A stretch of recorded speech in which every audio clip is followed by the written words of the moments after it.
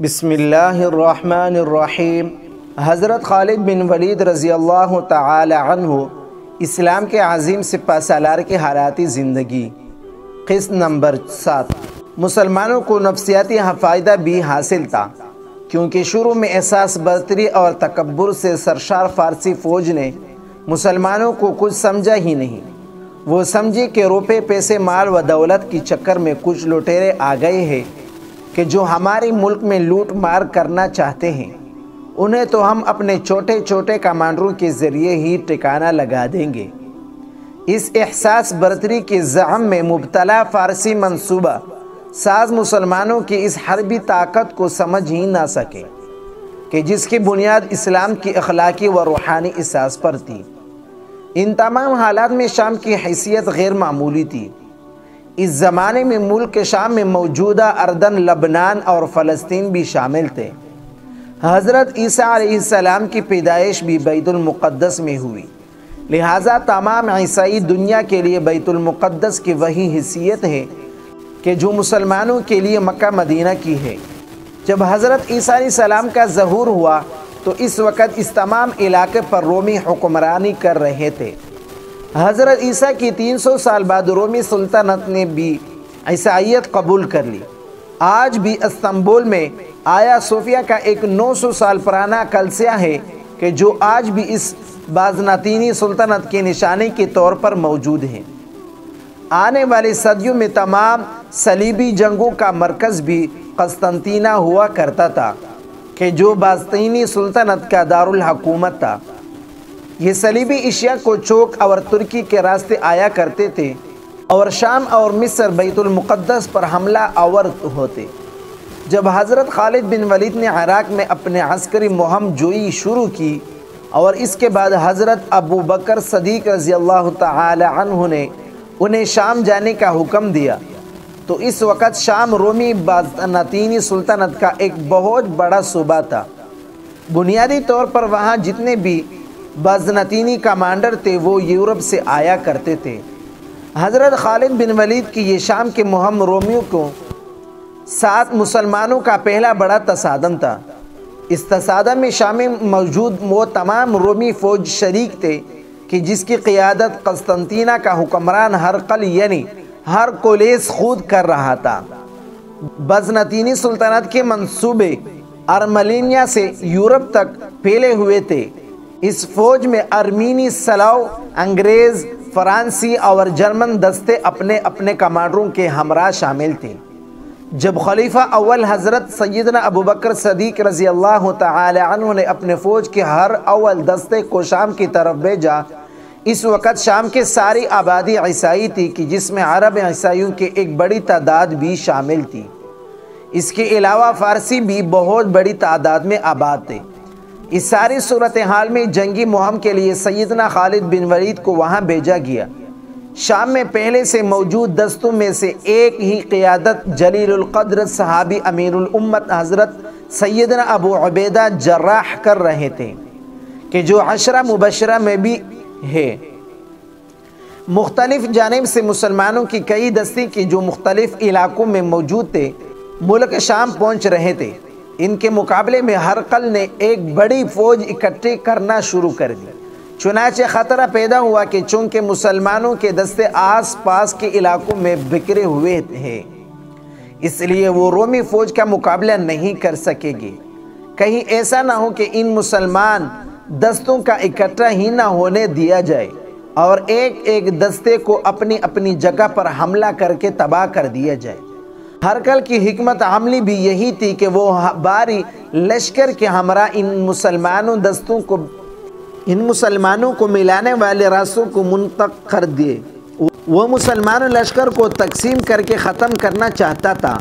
جب یہ اطلاع سیدنا حضرت ابو بکر صدیق تک پہنچی تو آپ نے حضرت خالد بن ولید کو حکم دیا کہ وہ فوراً شام پہنچے اور وہاں کے لشکروں کو قیادت سنبھالے۔ پھر حضرت خالد بن ولید ریگستان سے ہوتے ہوئے شام میں داخل ہوئے۔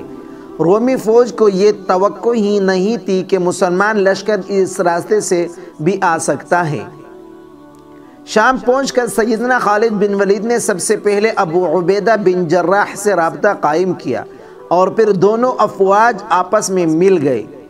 آپس میں بیٹھ کر صلاح مشورہ کر کے جنگی حکمت عملی تیار کی گئی اور فیصلہ کیا گیا کہ تمام مسلمان فوجیں فی الفور اکٹھی ہو تاکہ اکیلے اکیلے دشمن کے نرغے میں آنے کے بجائے ایک بڑا لشکر تشکیل دیا جا سکے کہ جو براہ راست رومی سلطنت کے قلب یعنی دمشق پر قبضہ کرنے کی کوشش کرے۔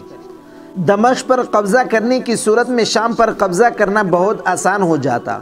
شام کے بڑے بڑے شہروں یعنی دمشق، انطاکیہ، بیت المقدس اور سمندر کے ساتھ ساتھ لبنان بھی بیروت کے آس پاس کے علاقوں میں بڑے بڑے قلعے اور شہر آباد تھے۔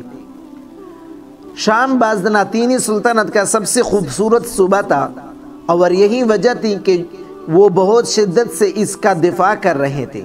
چنانچہ پہلے مسلمانوں کے رومیوں سے چھوٹی چھوٹی جھڑپیں ہوئی اور چند ایک چھوٹے قلعوں پر قبضہ کیا گیا۔ اس کے بعد مسلمانوں نے براہ راست دمشق کا محاصرہ کر لیا۔ دمشق کا محاصرہ جاری تھا کہ مسلمانوں کو خبر ملی کہ رومی بادشاہ ہرقل نے اپنے فوجوں کو اس طرح ترتیب دیا ہے کہ وہ مسلمانوں کو پشت سے گھیرنا چاہتا ہے اور اجنا دین کے مقام پر رومی فوجوں کو جمع کیا جا رہا ہے۔ مسلمانوں نے جب یہ دیکھا کہ دمشق کا محاصرہ طویل ہوتا جا رہا ہے تو خالد بن ولید نے اپنے فوجوں کو لیا اور حضرت عبیدہ کے ساتھ اجنا دین کی جانب بڑھنا شروع کیا کہ جہاں پر مسلمانوں کی رومیوں کے ساتھ ایک بہت بڑی اور فیصلہ کن جنگ ہونے والی تھی۔